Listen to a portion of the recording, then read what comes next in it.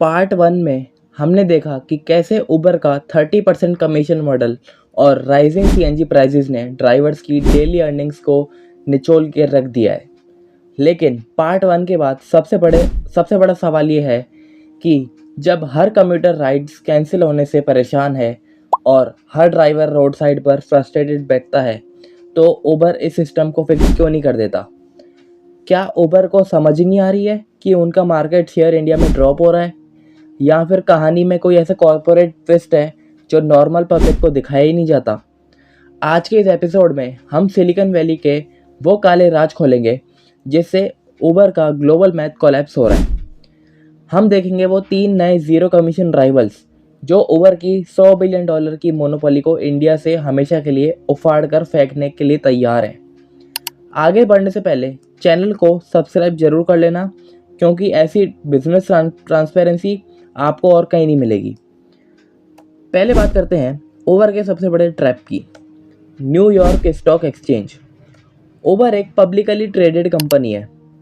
इसका मतलब है उन्हें हर 3 महीने में वॉल स्ट्रीट के इंस्टीट्यूशनल इन्वेस्टर्स को अपनी फाइनेंशियल अर्निंग्स रिपोर्ट दिखानी होती है। इन्वेस्टर्स को ग्रोथ से ज़्यादा EBITDA मार्जिन यानी कि नेट प्रॉफिटेबिलिटी में इंटरेस्ट होता है। अब यहाँ इंडिया का मार्केट गेम बिगड़ता है। वेस्टर्न कंट्रीज़ में जैसे USA या यूरोप में एक एवरेज राइड $20 से $30 की होती है। अगर उबर वहाँ पर 20% कमीशन काटता है तो उन्हें पर राइड $5 से $6 का सॉलिड प्रॉफिट मिलता है। लेकिन इंडिया है अपना अलग देश।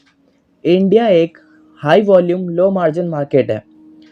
यहाँ एक एवरेज कैब राइड 150 से 200 रुपये की होती है।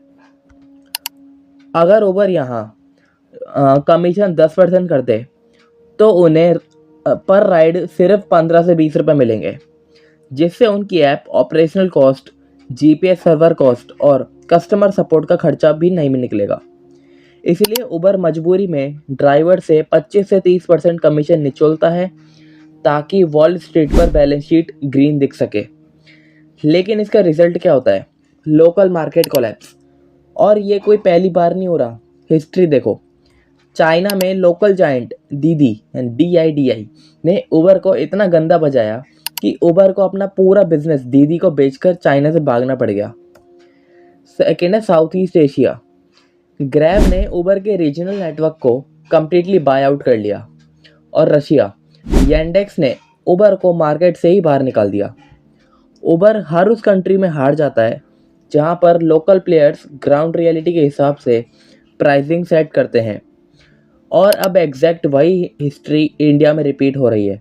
तो क्या उबर इंडिया से भी भागने वाला है? देखो, जब किसी $100 बिलियन कंपनी की वीक लाइन एक्सपोज होती है तो नए इंडियन स्टार्टअप्स उस गैप को कैप्चर करने के लिए आते हैं। मार्केट में आ गए 3 बड़े डिस्ट्रप्टर्स। पहला है नम्मा यात्री एंड ONDC रेवोल्यूशन। बेंगलोर से शुरू हुआ नम्मा यात्री कोई ट्रेडिशनल एग्रीगेटर नहीं है। ये चलता है SaaS मॉडल यानी कि software as a service model पर। यहाँ उबर की तरह पर राइड 30% कमीशन नहीं काटता। नम्मा यात्री ड्राइवर से 25 से 30 रुपये डेली फ्लैट सब्सक्रिप्शन फ़ी लेता है, चाहे ड्राइवर दिन में 500 रुपये कमाए या 5000। कस्टमर जो भी फेयर देता है उसका 100% डायरेक्ट ड्राइवर के UPI अकाउंट में इंस्टेंटली ट्रांसफ़र हो जाता है। इसका रिज़ल्ट क्या हुआ? रिज़ल्ट ये है, ऑटो और कैब ड्राइवर्स ने उबर ओला को छोड़कर नम्मा यात्री पर शिफ्ट होना शुरू कर दिया है, क्योंकि उनकी टेक अवे इनकम 30% बढ़ गई।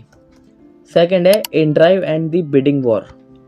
इनड्राइव ने एक अलग प्रॉब्लम सॉल्व की है, डायनामिक एल्गोरिदम प्राइसिंग। उबर का एल्गोरिदम रेन या पीक आवर्स में 3x सर्च लगा देता है। इनड्राइव ने प्राइसिंग का कंट्रोल एल्गोरिदम से छीनकर ह्यूमन नेगोशिएशन पर डाल दिया है। कस्टमर ऑफर डालता है, जैसे कि मुझे A से लेकर B तक 200 रुपये में जाना है। नियर बाय ड्राइवर्स स्क्रीन पर देखते हैं और बिड करते हैं, मैं 220 रुपये में चलूँगा। कस्टमर अपना ड्राइवर खुद चुनता है रेटिंग और प्राइस के हिसाब से। No hidden commissions, only 100% pricing transparency. Third है रैपिडोज एग्रेसिव शिफ्ट।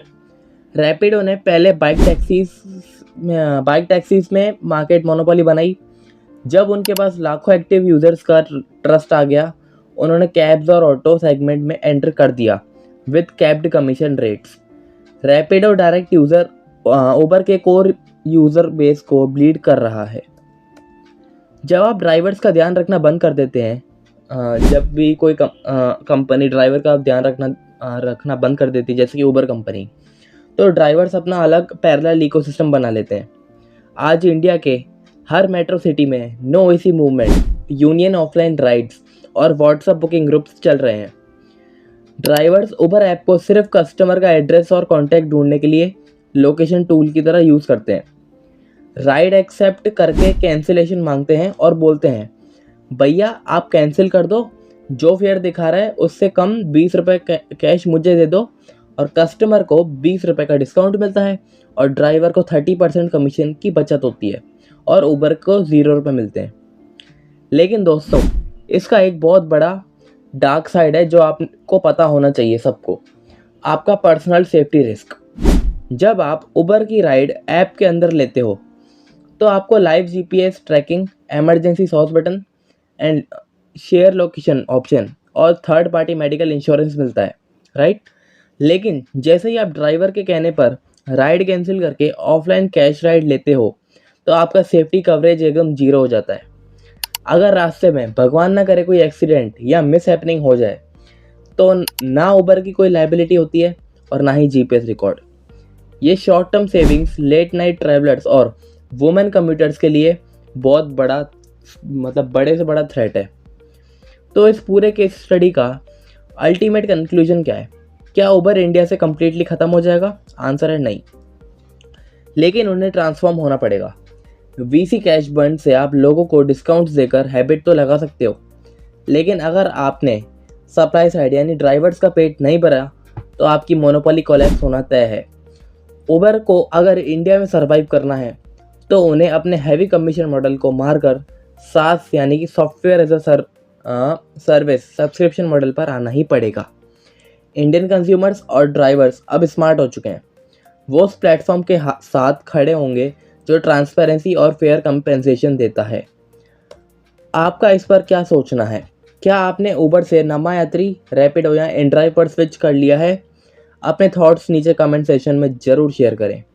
अगर आपको फाइनेंस, बिजनेस मॉडल्स और इंडियन मार्केट्स की ऐसी deep dive no bullshit case studies पसंद आई तो वेंचरिंग स्टोरीज़ को अभी सब्सक्राइब करें और बेल आइकन दबाना ना भूलें। मिलते हैं अगले एपिसोड में, तब तक के लिए बाय, थैंक्स फॉर वॉचिंग।